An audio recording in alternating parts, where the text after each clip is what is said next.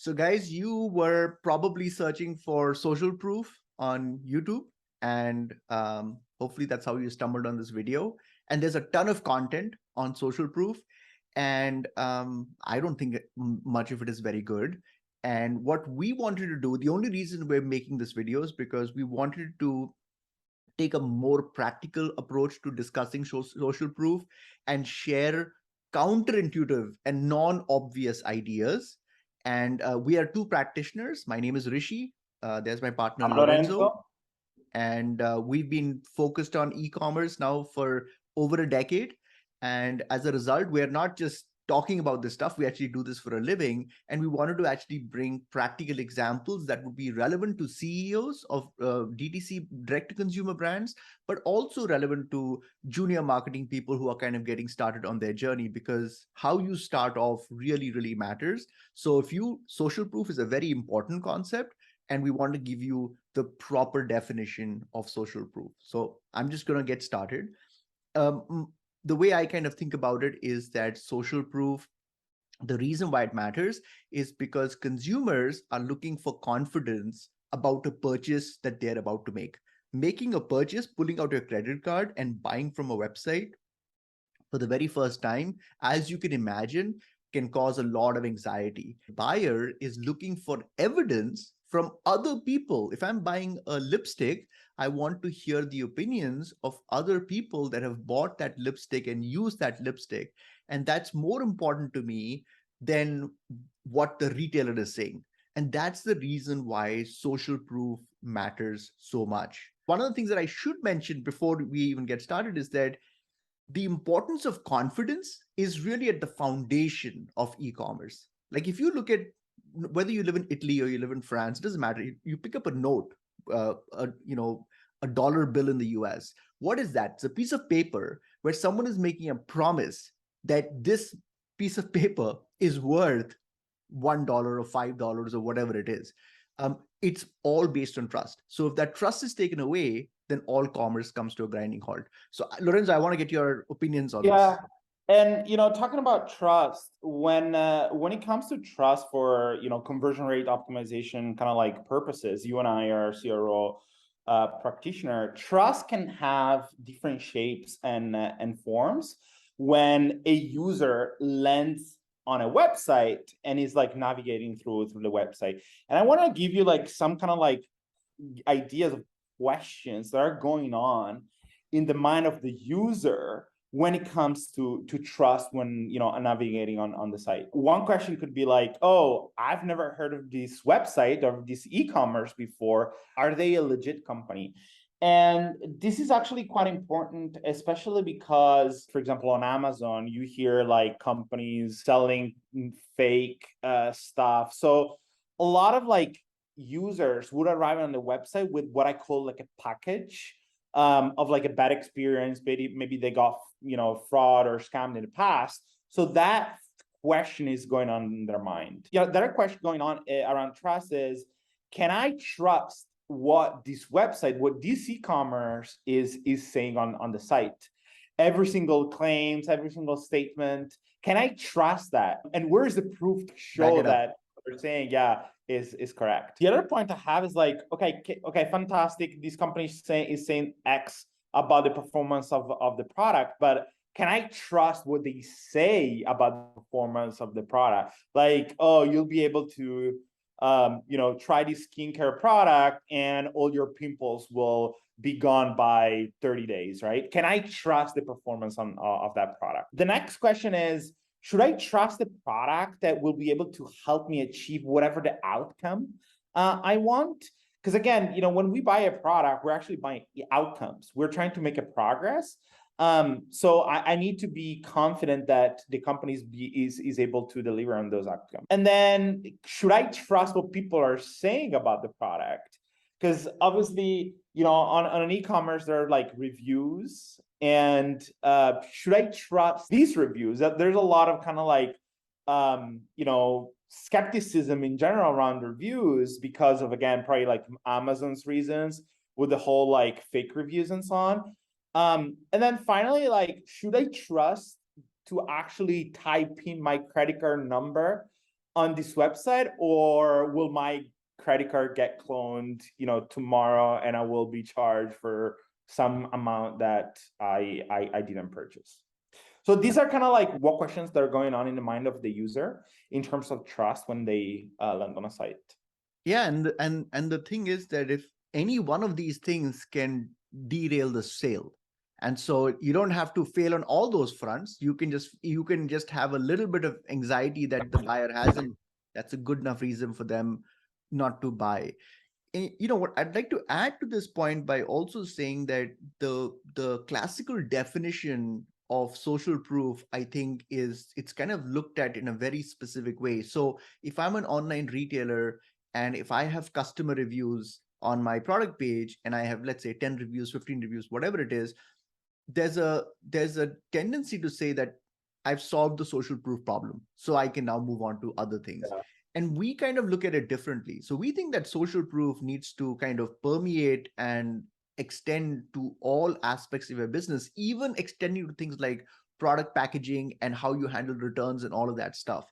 So what we would like to do is share with you a couple of examples, and these are very counterintuitive examples, none of the nonsense like, oh, do these three things for social proof kind of ideas, um, that will actually show how we can use social proof in very surprisingly different ways versus what you may have seen. So I'm just going to go ahead and share my screen now. So the first example, and I really like this example, this is from a Canadian brand called Hush Blankets. And on their product page, if you scroll down on this specific blankets product page, they actually, before you even get to the review section, they actually have a screenshot of a review of a very unhappy customer, which is actually something that we actually, when we think about social proof, the whole idea is like, how do we only showcase the positive reviews? Actually, research shows that consumers actually are skeptical of all positive reviews.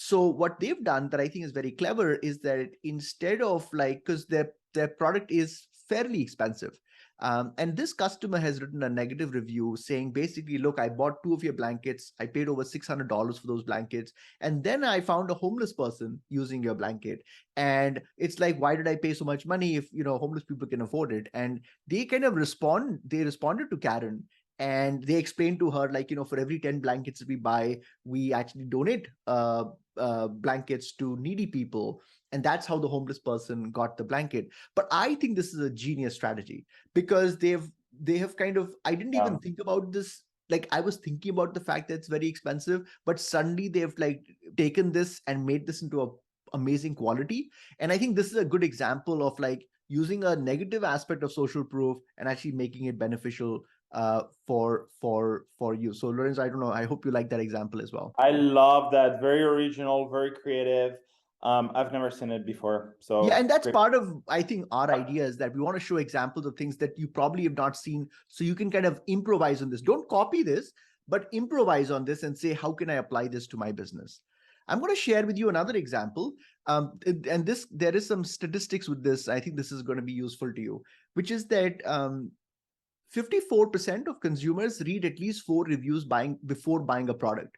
And if you look at your conversion rates, you'll see, 2% of people actually convert. So if someone comes to the product page and reads 2 or 3 reviews, that's actually not good enough.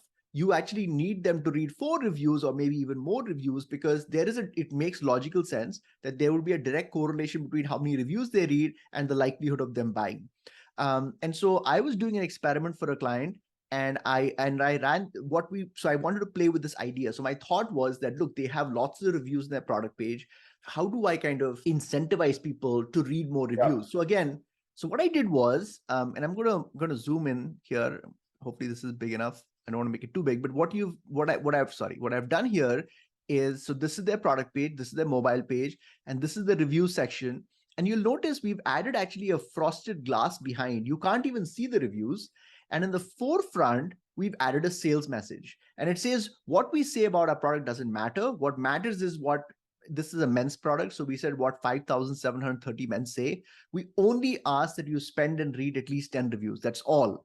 And then there's a reveal button. When you click reveal, the reviews get revealed on the screen. In fact, I might be able to actually show you on the live website as well. So you might actually like this experience a little better. So this is the review section.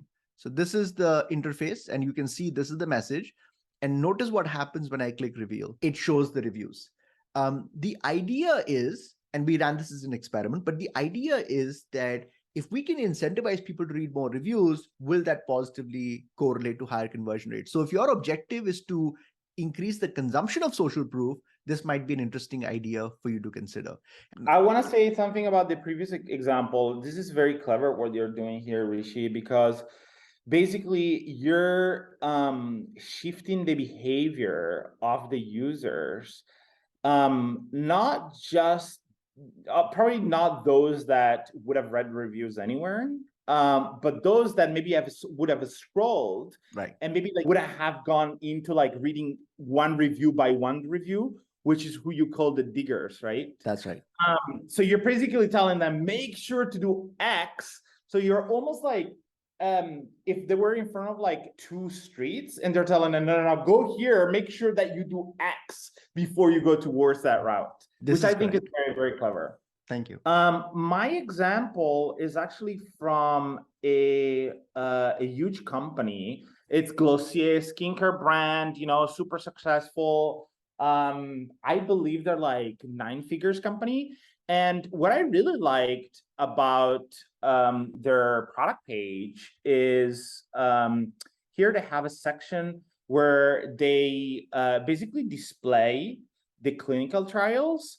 And if you think about the whole like skincare industry, because it's impacting people's health, you almost need like double proofs and social proof about the impact and the results that you would get by using this product. And obviously ingredients for a skincare product, which is something that you put on your skin and it's related to health, is something that matters to customers a lot. So I thought it was very interesting that these guys are showing off, not just like, here's what the subjects of this free trials have experienced, but they actually, it's not shown in the screenshot, but it's actually showed when clicking on see full clinical trial, it takes you to a PDF with a copy of the company that ran the clinical trial with all the details. So not only like they're claiming to have gone through the clinical trial, but now they're backing it up with the proof, which I thought was very, very powerful. What I really like about this actually is, and I'm a marketer, so I'm kind of thinking about this from a marketing perspective, is that for many consumers, just seeing the link itself is enough evidence that they won't even click on it, and they'll say, okay, if the link was not there, I would be very skeptical, and I'd say, oh, they just made this up. Now the PDF might be very hard to read, but I won't even click on it. I'm like, so I really like that. That was clever. The second example I want to give you guys, it doesn't really come from the e-commerce world, but it comes from the SaaS industry. And the company that does it is Basecamp. I'm a huge fan of what those guys are doing. I'm actually going to show you the live example of this. So they built this page called Before and After. But what I think these guys are doing extremely well, and it would be a great way to kind of like get inspiration from, is that they show a list of testimonials and what they said about the problems that they had before they started using Basecamp. And if you kind of like skim through each one of these testimonials with like real names, real name of the company, and so on, you can see that they're like, oh, I was having X type of pain, or I was struggling with Y, or I couldn't do that, right?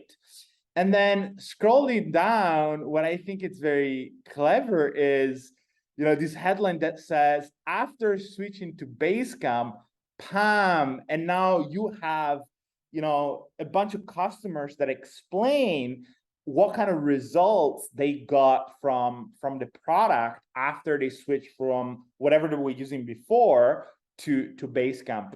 And this is not just like the classic, let's just like throw a bunch of testimonials in on a page and see what happens. But this clearly shows the pain which if people are going through those testimonials that talk about the pain that they had, they're going to be thinking, oh my God, I do have the same pain, right?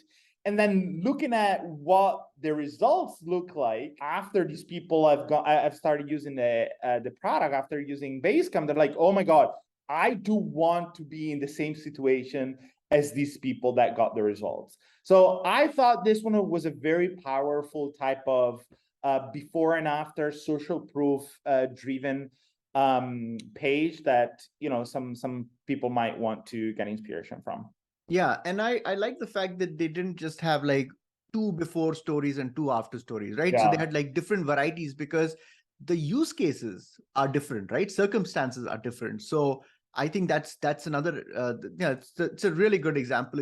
It's really well designed as well. So Yeah, so I want to talk about now few, like mainly three steps that any business can basically like use in order to like leverage the power of social proof. So let's talk about the first step, which would be to basically understand if you have any type of like trust issue. For example, like maybe like some users are skeptical about something about your brand, maybe they don't believe that your claims about your product are real, or maybe they don't believe in the results that they might be getting from your product and so on. And there's kind of like different ways to figure out where that skepticism is. One way would be simply to set up an exit poll on different pages of your website and asking, what's one thing that you might be skeptical about in relation to either my company or a specific product. The second methodology is running customer surveys, in particular to the people that just bought the product, maybe like in the last either like few hours or even like a few days. And then one thing that you want to ask them is, what's one thing that you were not fully convinced about before buying the product? Or you can even say, what's one thing that you might be a little bit skeptical about before buying the product? And then ask a follow-up question that says, fantastic, like if you were skeptical, what convinced you to buy anyways, right? And now what you get from that response is like, oh, now I know what were the main questions and the skepticisms that people had before buying. And here's a list of like what convinced them to pull the trigger. Maybe they answer like, oh, I saw that, some pictures of people claiming about the performance of the product, or I read some reviews, or like there's always like a lot of interesting insights that you can get from it. The final kind of like source to understand skepticism is analyzing customer support tickets. There's always like questions that people reach out to customer support asking, like maybe they're not 100% sure about something. So I would highly recommend to do that. yeah, those are go Yeah. ahead. So now once you understand what like trust issue you have, you want to start collecting social proof about that skepticism. So for example, if you're selling a skincare product and people don't believe that your skincare product can, get rid of pimples or whatever the skincare product does, what you might want to do is maybe like reach out to customers that have bought in the past and ask them to, if they have any like before and after image, or you can ask them to like leave a video review about what they got from the product, even like how the skin looks like at the moment. And then yeah, that's kind of like the second one. And the third step is like showing off those social proof that you're getting from the customers on your website, your product page, homepage, on those relevant pages. That's great. No, that's great. We wanted to kind of just cover a few topics. If you have questions about social proof or maybe certain other aspects that you want to explore further, write a comment. We can make a follow-up video to this as well. Lorenzo and I are posting videos on educational content on YouTube related to conversion optimization and buyer psychology and customer reviews mining every week. I think you'll learn a lot. So subscribe to our channel as well. Hopefully this video, this discussion about social proof was useful. And we hope to share more insights with you in our next set of videos. Thank you very much. Thank you. Bye.